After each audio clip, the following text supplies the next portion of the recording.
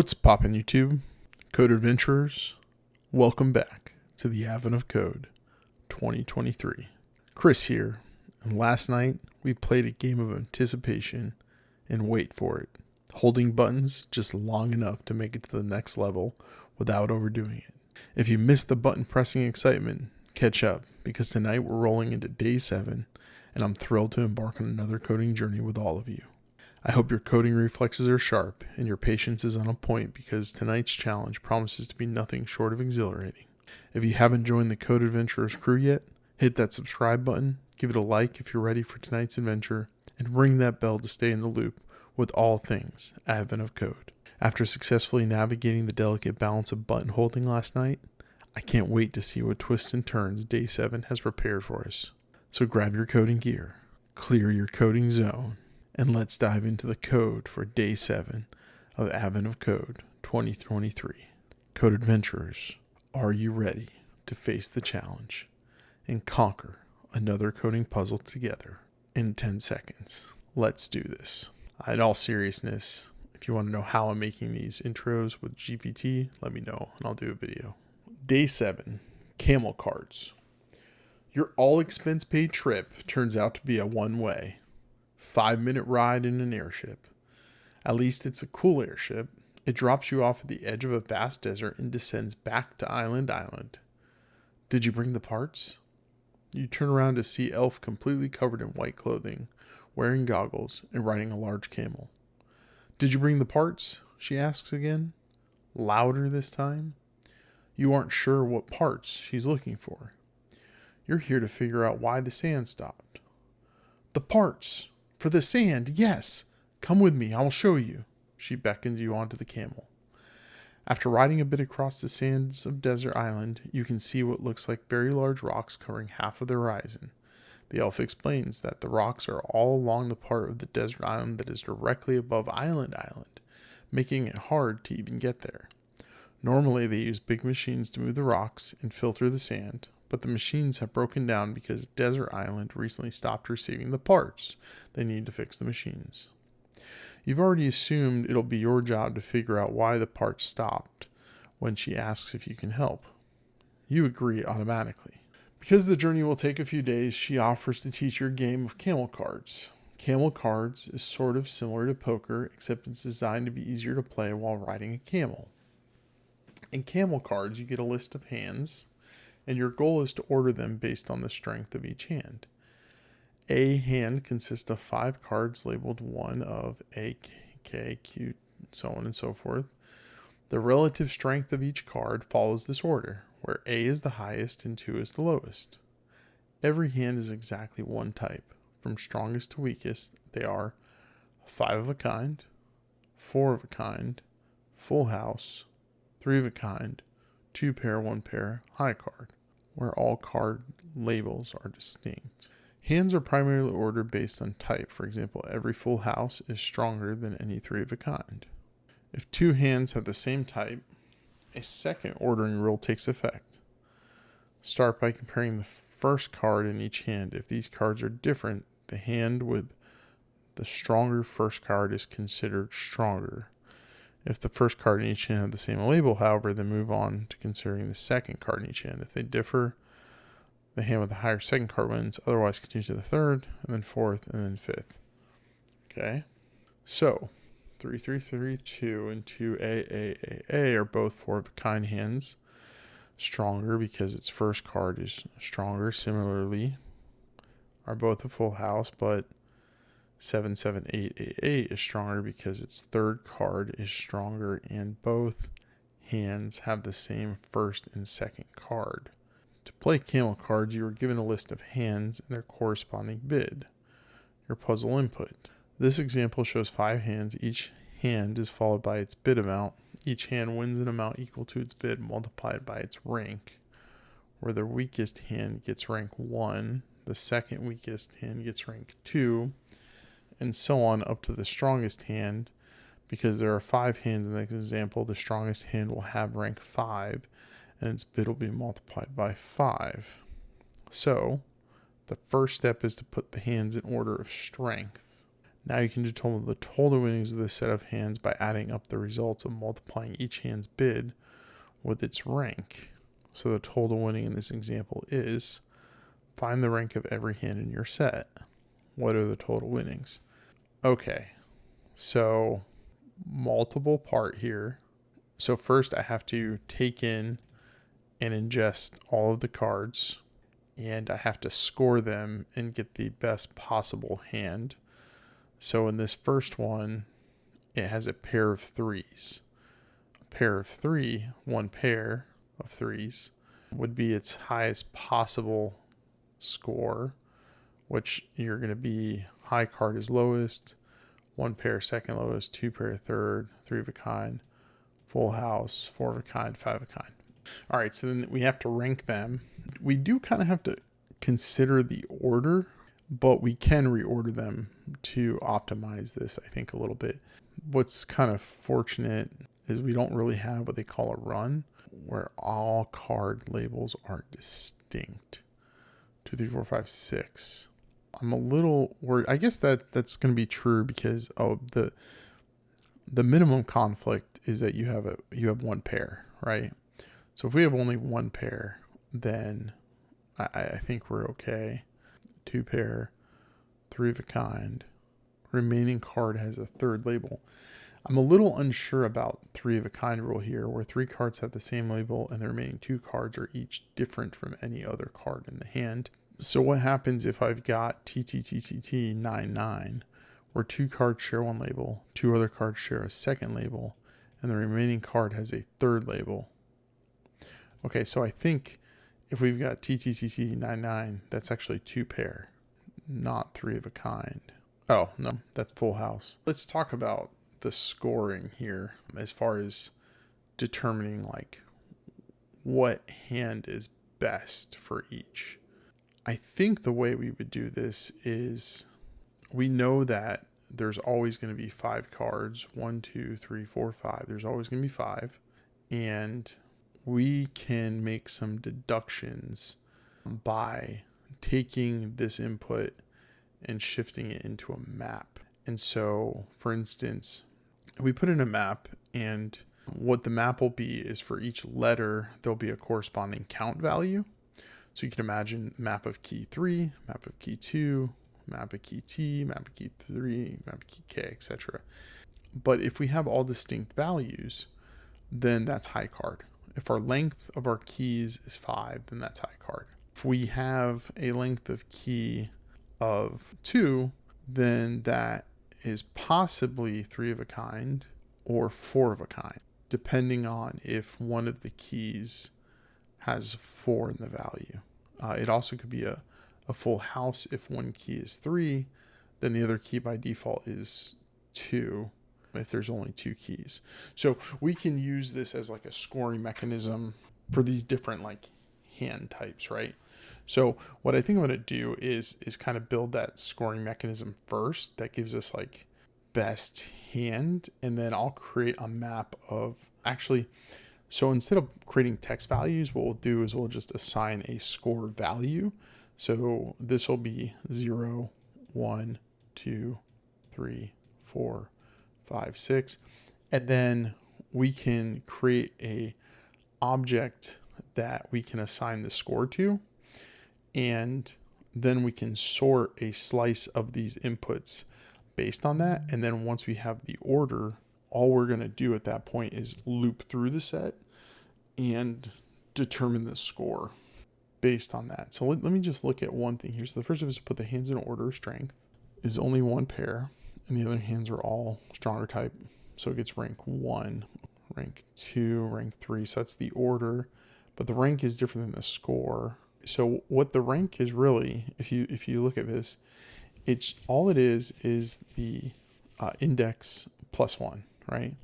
So we're going to multiply plus multiply plus multiply plus multiply. Okay, so I think we can do this pretty straightforward. So let's get our input text. What I'm trying to do with these videos is walk through my thought process here, and that way, you know, we can understand like where I'm going with it. My goal is not to be necessarily fast. but it's more about being methodical. Okay, let's just go ahead and define the structure. I think that'll be, we're going to call it a hand, and it's going to be a struct, and it's going to be our, yeah, it's really just going to be two things. It's going to be our hand, which is our cards, which is going to be a string, and it's going to be our best hand, which is going to be an int. So the way we're going to rank those, let's do some constants, actually. I think it's a good opportunity to do constants. So I think what I want to do is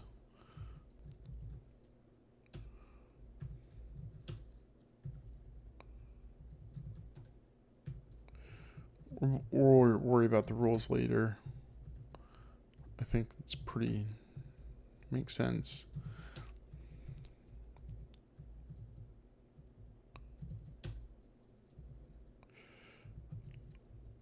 And we're going to use a little bit of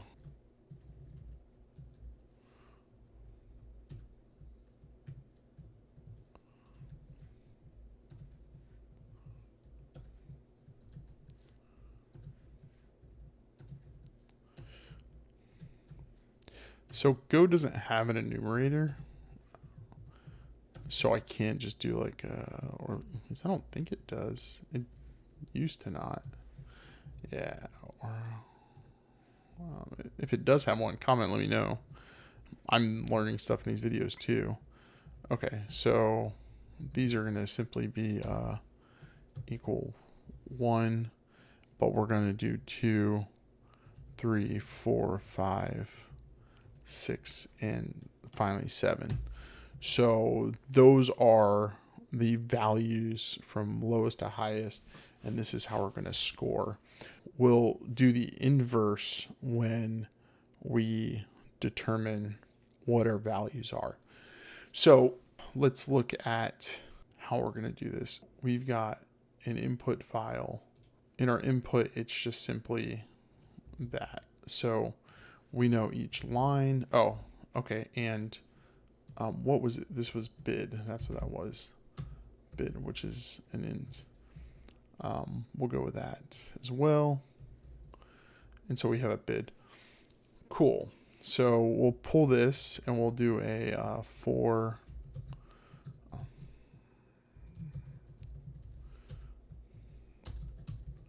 like that. And then we'll say line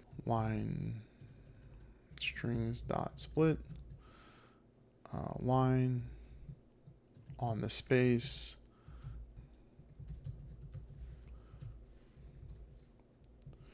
Those are our cards and our bid. So we'll say hands equal to append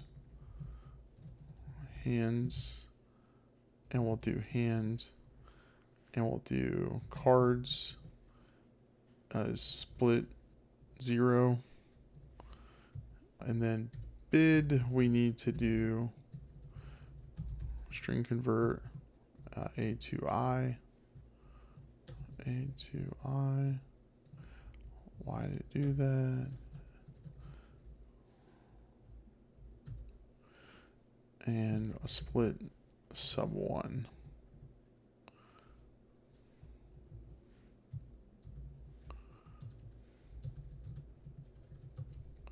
And we'll of course panic here if there's a problem. And then we will do bid colon bid. Okay, so we have that information tracked, and then we'll be able to calculate the score. So let me actually take this out, and we'll go with that, and we'll say H equals to that. And then we can do something interesting where we're gonna put the score directly on the hand itself. So we can do hand score, and what this will do is it'll add a method.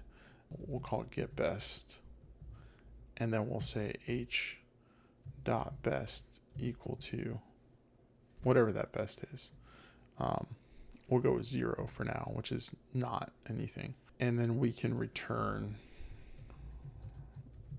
in case we need it later. Okay, cool. So what that means then is we'll do h dot get best, and then we're going to send an h. Perfect. So that should get us the best value or best hand. And so let's talk about what that's going to look like. So the first thing we're going to do is we're going to for loop through each character or rune in cards.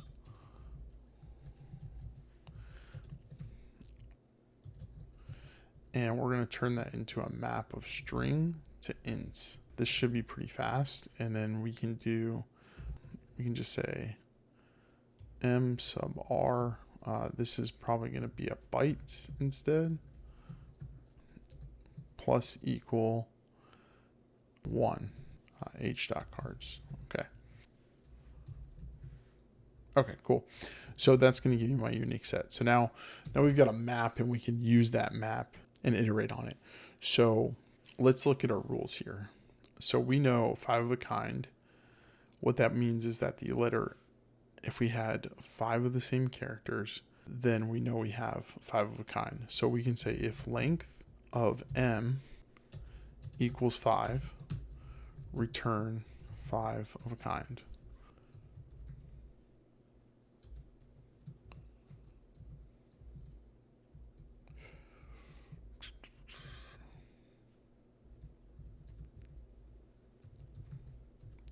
We'll go with that. If we only have one key, sorry, not 5, but if we only have one key, that means all of them are the same value.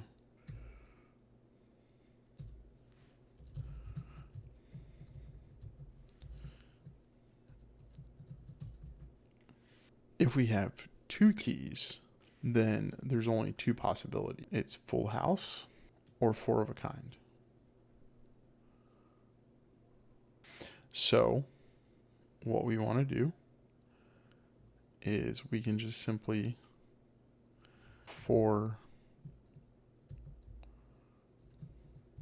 look at the values, and if v equals 4, h dot best hand equals 4 of a kind.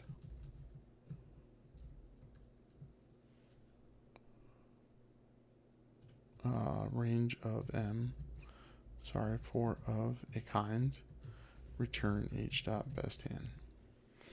If that's not true, then because we only have 2 keys, then our best hand is going to be full house. Guarantee, right? Because if we look at our key here, it's either 4 of a kind has 1, 2, or a full house. 3 of a kind has 3. 2 pair has 3. And 1 pair will have more than that. Okay, so let's do the one for 3. So if the length of m is 3, how do we determine the difference between 3 of a kind and 2 pair? Well, that should be simple. One of the values has a length of 3. So what we can do is, again, we loop through, and if v equals 3, we return our h dot best hand equals 3 of a kind, return h dot best hand. If we iterate through this for loop and we never get to that condition, right, then similarly, it's not 3 of a kind, it's 2 pair. So now we've got 2 more conditions left, which is 1 pair and high card. So what I'm actually going to do is see if the length of m is 5. So if the length of m equals 5, then h dot best hand equal to high card, and then we return h dot best hand. And then finally, if it's not high card, there's only one other option, which is one pair, right? I think, because this includes like 5 cards. I don't think there's another condition here, but yeah, we should be okay. One pair. Okay.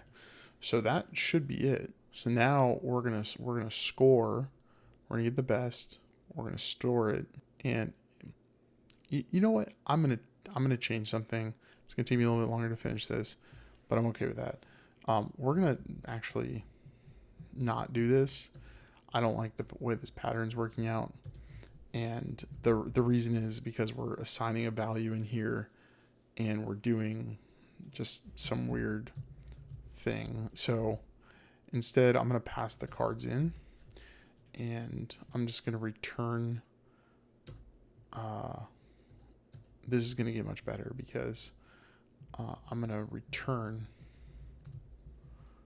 that, and I'm going to return that. It's cleaner, and honestly, I mean, I was adding a method, and it seemed like the right move at first, but as I'm writing this, I'm getting more and more disgusted with myself. So the way we handle that is we refactor, right? And we're refactoring before a test is done, which is okay. Especially if the code is literally making my eyes bleed. This should be better. And so we can return that, and then we just return this as the default option.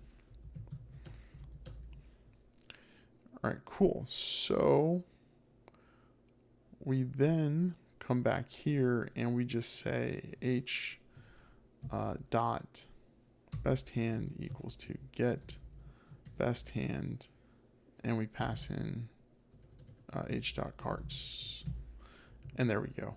Okay, that looks cleaner to me. Really, the big thing here is that early exits and returns, and then not assign. It was really bothering me that I was assigning the value, then returning it, and really there's no other properties that we need other than cards. So then we should just create it as a method by itself, and then we return the value, and it's just a lot cleaner. So I think this is going to work.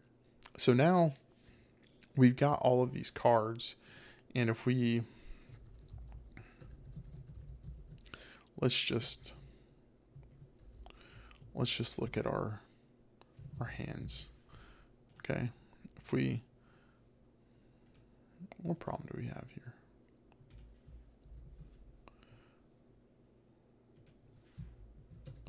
Don't need that either. Okay, if we run this, what do our hands look like? Okay, best hand 2, 4, 3, 3, 4. All right, cool.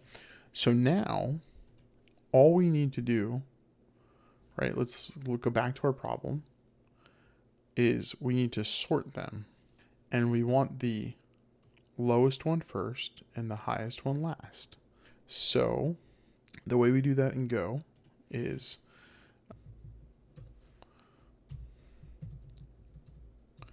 we'll put that here, and we'll do a sort dot slice, and we need to provide what, and we're sorting the hands, and then we're going to do a func with I comma j, some code, and then bool int.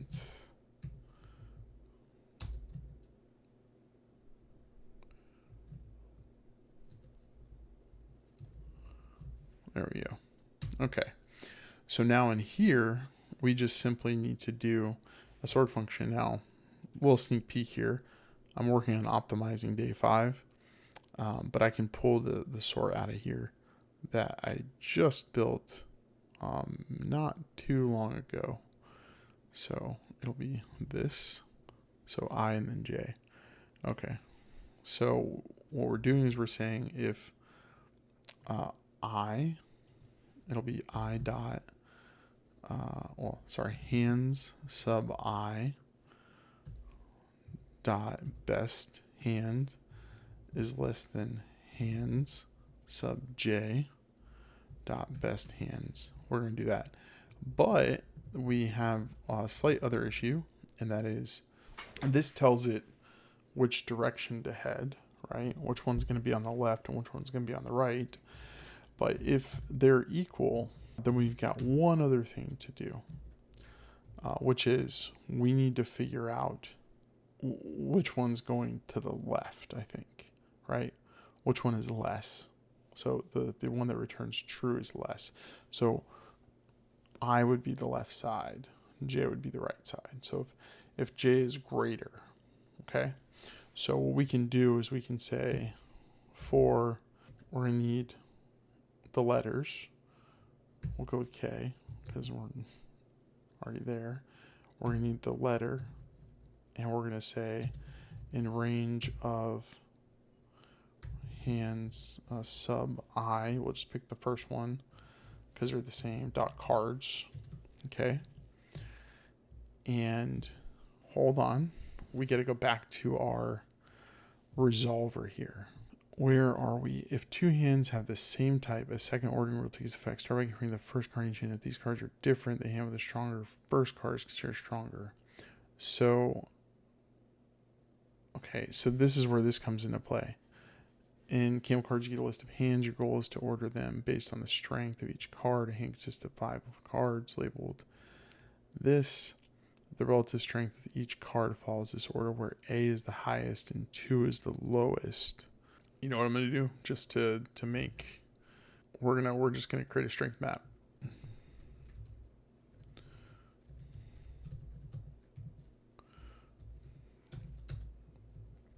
So we're just going to create a strength map in global space, or in the package space. And so it's just going to be this, and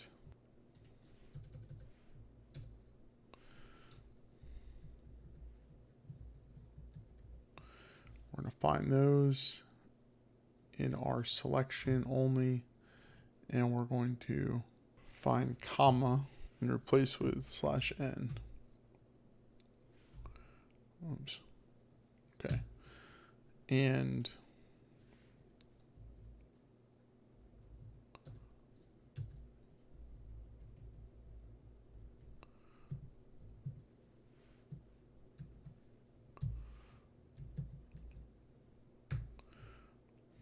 what was this about the ace and the 2?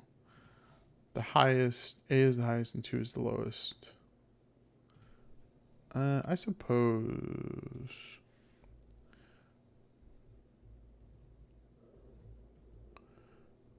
we'll just grab these and we'll go with 10, 11, 12, 13, 14. Okay. That may become relevant later. So we're going to do a lookup then. So for if we match, right, we're just simply going to say if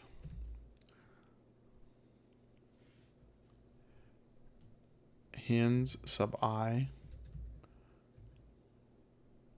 sub k equals continue. So if they're equal, we'll go to the next one. There's no point in doing a map lookup. Otherwise, we'll do strength is less than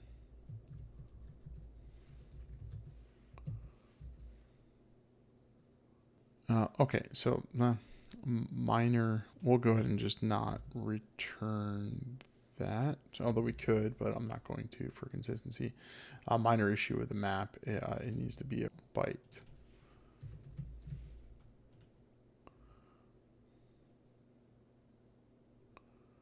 Let me get rid of this.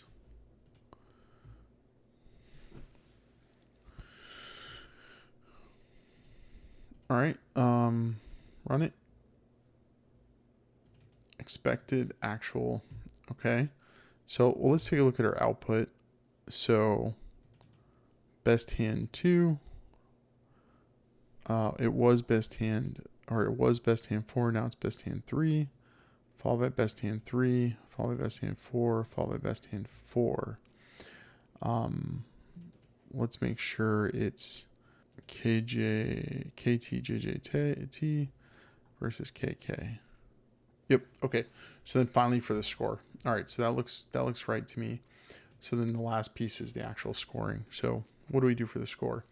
Well, now that we've got the hands sorted correctly, we can just go through the hands, grab the index for the hand and range of hands, and we're going to do score is plus equal I plus 1 times hand dot bid.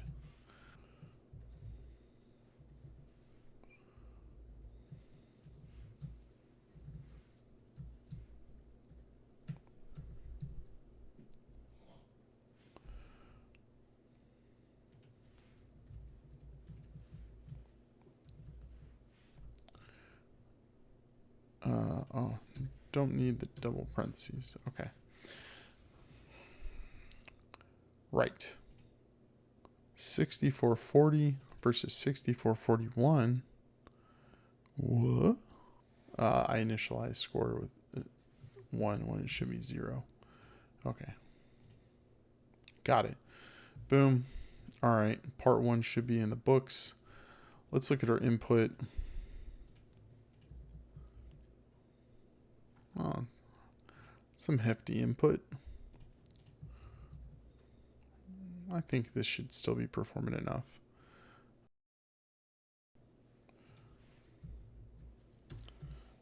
Guess I didn't set up properly.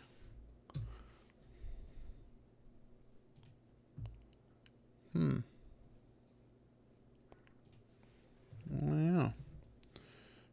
Definitely missed some steps in setting up. I thought I was done. Sorry, guys.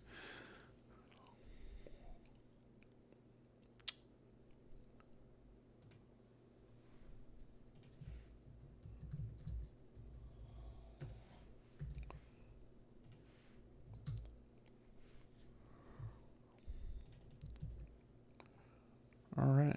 That should be it. Let's give it a shot. That's awesome. All right. Correct answer. First try. All right. Part 2. To make things a little more interesting, the elf introduced one additional rule now.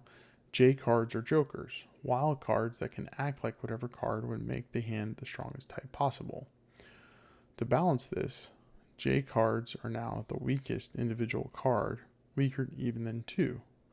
The other cards stay in the same order. Okay, J cards pretend to be whatever card is the best for the purpose of determining hand type. For example, QJJQ2 is now considered 4 of a kind. However, for the purpose of breaking ties between two hands of the same type, J is always treated as J, not the card it's pretending to be. JKK2 is weaker than QQQQ2 because J is weaker than Q. Okay, that's fine. So let me explain my thoughts. What we can do is apply the same rules, and whatever evaluation we get, like a 4 of a kind, if there's a J present, we automatically know that it's a 5 of a kind. I suppose you could have 4 J. Here we can is the test input the same? Yeah, it's the same. So we can test for this real quick. I don't typically like doing this, but I can try. So if we have J, actually, if we look for J, okay. So there are definitely instances. Yeah, that's fun. Okay. If there are 3 or more J's, it's automatically 5 of a kind. If there are 2 J's and 4 characters, it's automatically 3 of a kind. If there are 2 J's and 2 characters, it's automatically 5 of a kind. Yeah, I don't typically do this, but let's do jokers are wild. If jokers are wild, then we can just set the J in the map of strength to -1 because it becomes the weakest. So if jokers are wild, then strength sub J equals -1. else could potentially manipulate this so that we inject some sort of jokers as wild, or maybe have separate maps, but I'm kind of being a little bit lazy right now, so I'm not going to worry too much about that. And then what I'm going to do is, that's interesting, there are some 5 of a kind, but it changes the value because the jokers are wild. If jokers are wild and strings dot contains h dot cards equals to j, right? Oh, I'm sorry.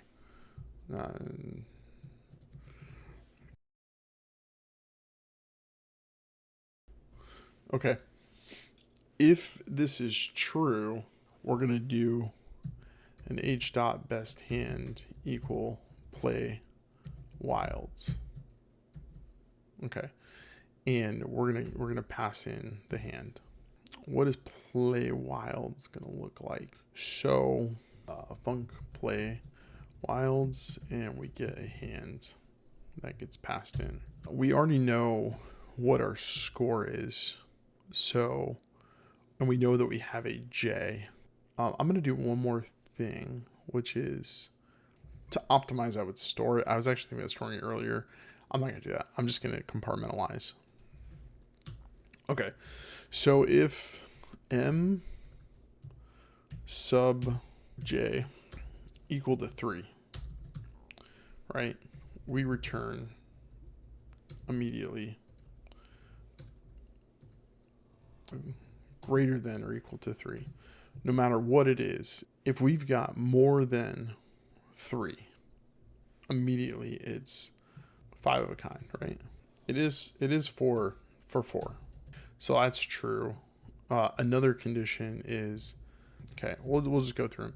If it's greater than, if it equals 3, so in the, and the length is, it's similar. So, okay, if it's equal 3, then if the length of m equals 2, right, then we return, that means we have 3, and then we have 3 J's, and then some other character, we can return 5 of a kind. If it's not, then I think the option is 4 of a kind, because one of the characters is going to be mismatched. We're going to have like an A, or like a 1, a 2, and then 3 J's. We can make it a 4 of a kind if we're in that condition. So, okay. So now what about 2 J's? So if there is 1 J, which is the only way we can get in here, we will always return 1 pair. Okay. It can never be the high card. So then if J is 2,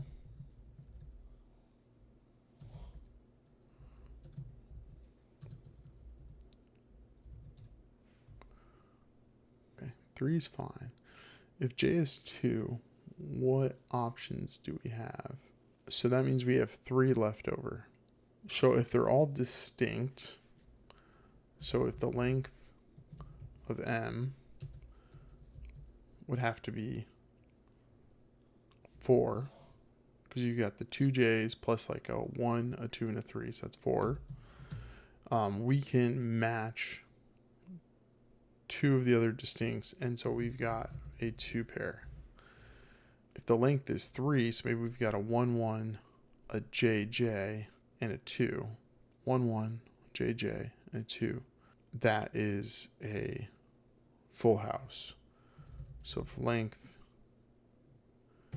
of m equal 3, and then we return full house, right? Because we've got 2 1s. The 4 scenario is always a 2 pair, so a 3 scenario is always going to be a full house. So what else? JJ. There's only 2 J's, but then you've got like what, 3 1s? So what would that be? Return 5 of a kind? Is that true? I think that's true, because you would have like only 2 characters. You'd have 2 J's, but you'd only have a length of 2. So you return 5 of a kind because you would have 2 J's and like 3 1s or 3 2s or something like that. Is there a condition for 2? No, that is the condition for 2 on the length. And the condition for 1 is just 1 pair. Okay. So if we come back here, what's wrong with part 1? Oh, gotta change this to bool, and we'll do Joker's bool, and we'll say Joker's true or false, and test dot Joker's. So that should still pass.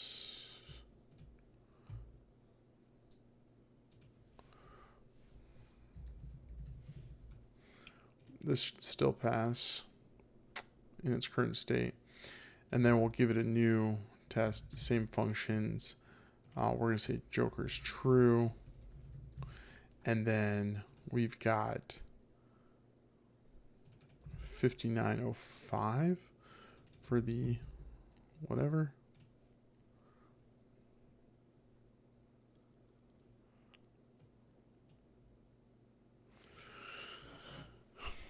Okay. 4794. It's different than that. So Jokers are wild, and we have a Joker. Best hand, play wilds. Create our map. If J's are greater than or equal to 4. Let me read through these rules one last time. J cards can pretend to be whatever card is best for the purpose of determining a hand type. For example, 4 of a kind. However, for the purpose of breaking ties between 2 hands of the same type, J is always treated as J, not the cards pertaining to B. Therefore, is weaker. Okay, now the above example. 3, 2, okay, we can look at this. 3, 2, 3K is still only 1 pair. 3, 2, 3, 2, T3K is supposed to be 1 pair.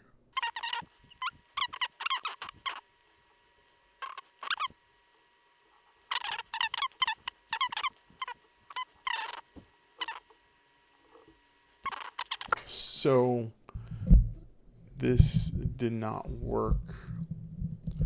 So these are all 4 of a kind. So why did that not work? Let's see here. These all have, okay, this one has 1 J in it. This one has 2. So if the length of M is 3, okay, so this is one edge case I missed. QQQJA. Where's QQQJA? QQQJA is also not right. So that is where the length is 1. Okay. Gotcha. If it's 1 and if the length of M equals 3, return 4 of a kind. If there are 4 other characters, so if it's 4 Q's and a J, then that's going to be 5 of a kind.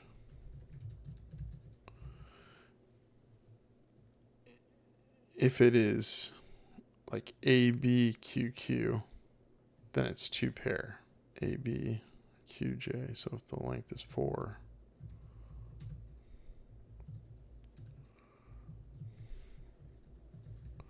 right? So Q, QQ, J, and then AB. I gotta go back to the 3 of a kind rules. If we've got QQ, BB, and J, QQ, BB, and J, QQ, BB, that's only 4. So if I've got QQ, AA, and J, did I make this more complicated on myself than I needed it to be? If we've got 1J, and if the current, we're right here on,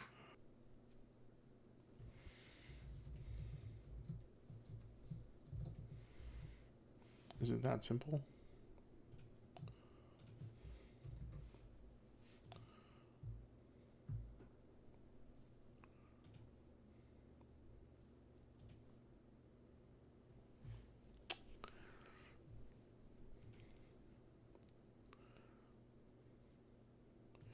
we'll give it a shot, and we will see.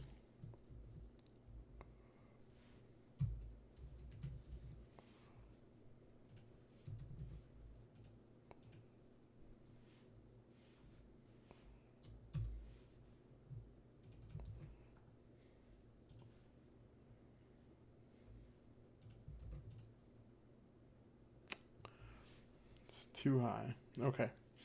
So it worked for my test case, but the issue is most certainly in this scenario. So if we have a 3 of a kind, so if h.besthand equals to 3 of a kind,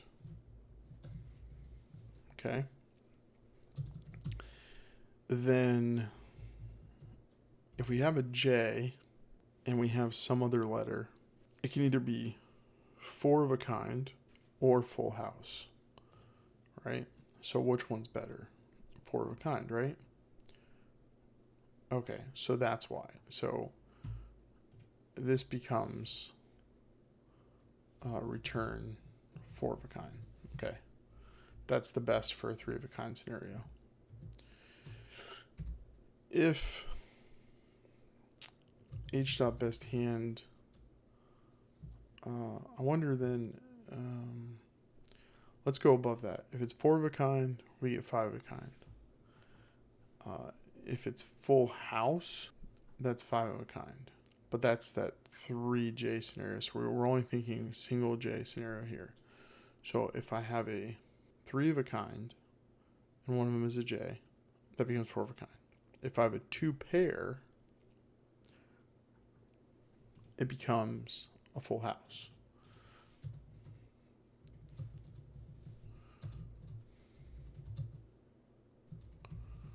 Okay. If I have a 1 pair and I have an additional J, that becomes a 3 of a kind. Right?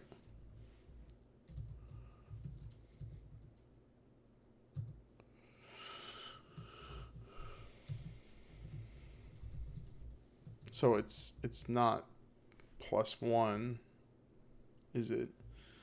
And then if I have a high card, no matter what, it's just 1 pair, which I think is kind of like we could return 1 pair there, but it's kind of our default. So does that change my test? It does. So why is my test now not working? I think that one's right. That one's right. KTJJT. KJ. Okay, that one's wrong. So the 2J scenario is not right now. Okay. So what do we got there? We got a length of 3 and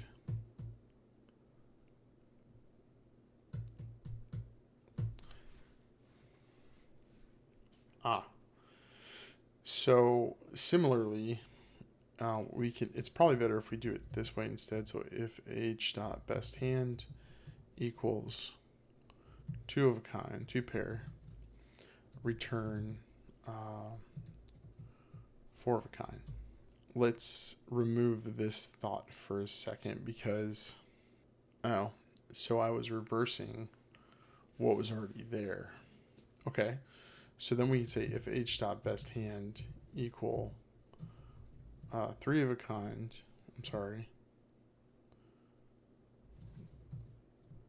1 pair, which is 2 of a kind, like assuming the J's are what got it there, this would also have to mean, so if we only have 1 pair, so if we have like a, which is really just a JJ, we can do 3 of a kind.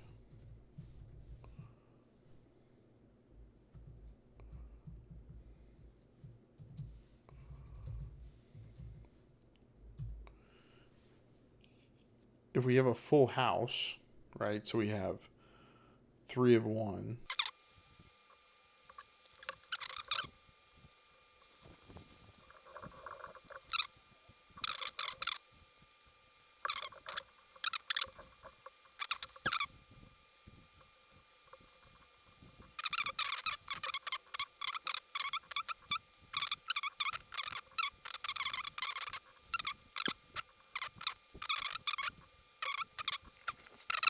Yeah, 3 of a kind would be better than 2 pair. That's good. 3 of a kind. 3 of a kind. Okay, those seem fine. 3 of a kind. 3 of a kind. Those all look pretty good. Let's go here. Ah, there's a condition. That should be a 5 of a kind. So why is that true? Play wilds. If j is equal to 3, j is not equal to 3, j is greater than or equal to 4, but it is not. That's interesting. Okay, well,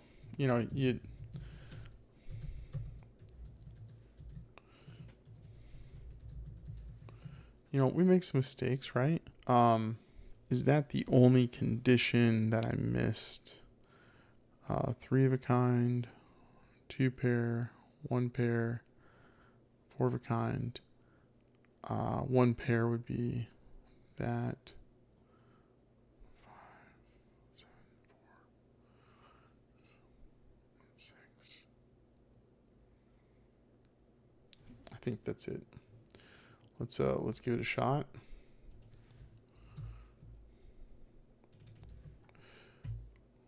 All right. There we go. Got it. Okay. A little bit of a struggle there towards the end, but we figured it out. Just that Joker replacement, I missed some here. Just kind of walk through the solution again, kind of a brief overview of the 2 separate approaches and how we kind of handled this in an efficient manner. The first thing we do is we kind of leveraged just parsing the file, using some constants and some maps to make lookups fast. So we'll start from part 1, and that's pretty much part 2. We just implemented a Jokers Are Wild method. So what we did was we looped through the file line by line, and then we split it apart by the space, and the space here. On the left-hand side is your hand. On the right-hand side is the bid.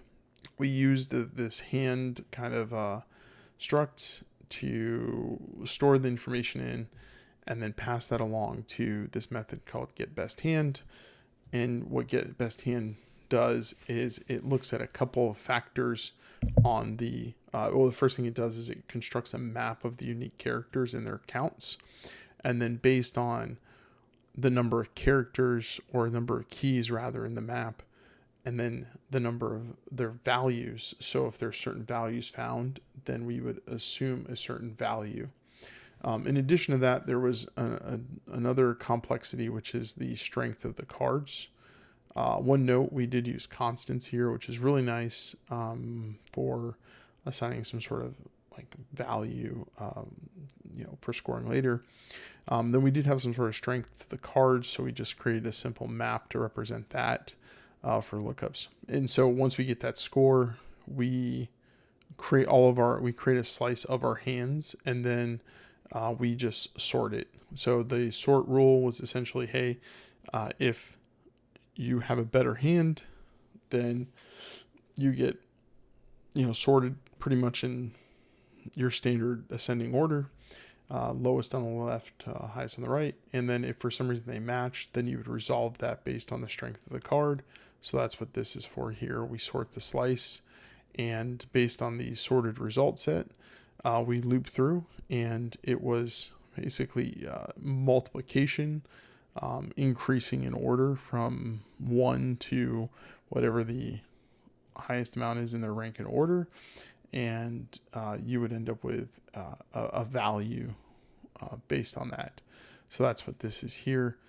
There was one additional thing for part 2, as you see, which kind of threw us for a little bit of a loop, but that Jokers Are Wild. So what that meant was that your score could be transformed. So you may have started with a score and then transformed to another score. So what I decided to do instead of creating another part is just injecting that bool Jokers Are Wild. So we manipulate the strength map. If it is a Joker, it's considered the weakest from a ranking perspective. However, if we do have a Jokers Are Wild and we do have a J, we play wilds, and inside here, we just use a similar technique to adjust the final standing of the score. initially I was trying to do character-based things and counts again, but it actually turned out better to just have a mapping of, if my hand is this, return this value. If my hand is this, return this, because there was a relationship between the incoming score and the increase. I think maybe if we looked at most of these, you would find that it's probably some variant of increase. Like that's 2, that's 2, that's 2, that is 3. Okay, maybe not so straightforward then. But that's what we implemented here. And then based on that, you would end up with your final score with all the rankings. And that was pretty much it. I'm pretty efficient as far as runtime goes. But that's all I have for tonight. As always, it's been fun. Like and subscribe if you want more of this content. And as always, I'm over and out.